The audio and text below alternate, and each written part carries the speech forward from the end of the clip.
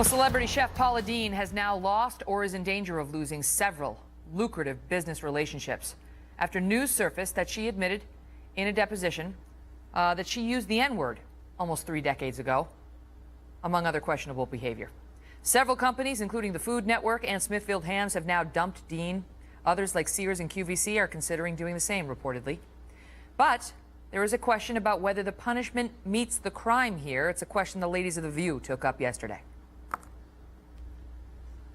Her body of work, does that negate when this flaw was exposed? Nostalgia for that way of life, I think you can't really in 2013 have nostalgia, for slavery. She has the sensitivity of a toilet seat. Okay, But that's the thing, it's what she's getting in trouble for, the insensitivity. I don't care who says it. I don't care if they're a rapper or if they're Paula Deen.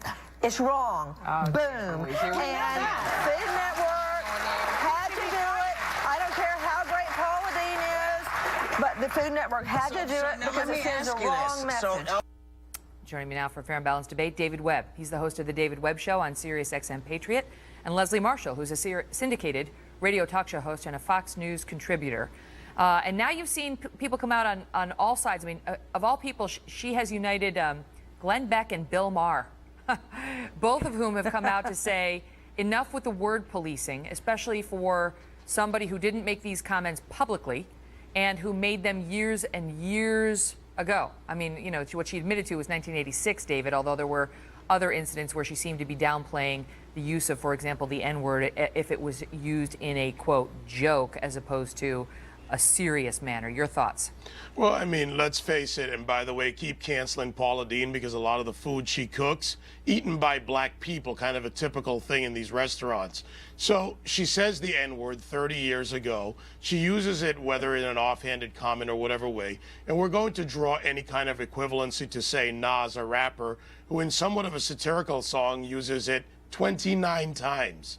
We have a problem here when we start word policing everything everyone does, but then claim free speech, if you will, in the performance space, Megyn.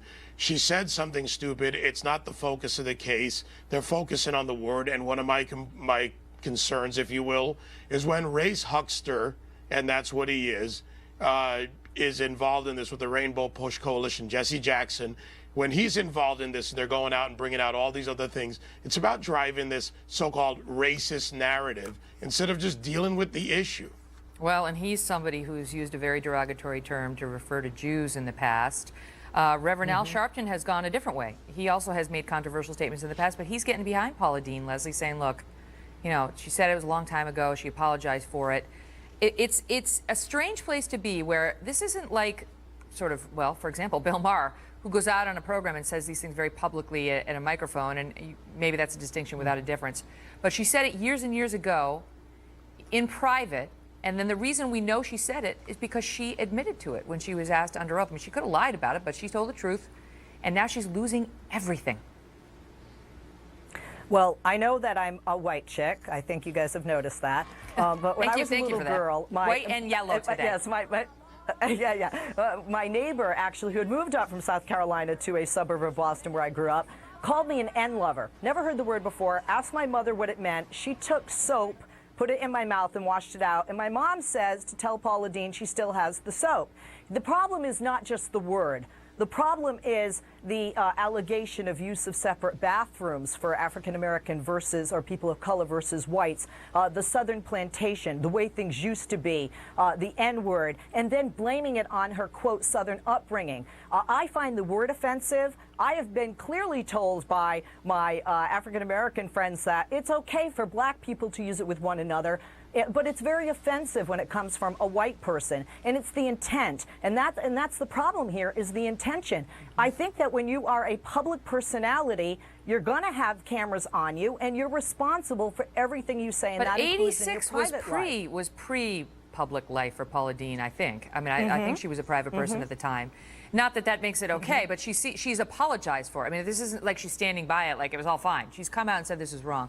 I do want to be careful, though, because I don't want to conflate the allegations in what many have described as a questionable civil lawsuit against her by a white employee who's alleging she and her brother are racist and have said some racist things or done some, like the separate bathrooms, with what Paula Deen acknowledged herself is true. They deny those allegations, but she did admit to use of the N-word and she wanted some plantation-style wedding or events, and that's also problematic, David. Well, is it really problematic? Okay, so if I decide to have a wedding where I'm going to have all black servers, I guess that's either affirmative action or it's a theme wedding.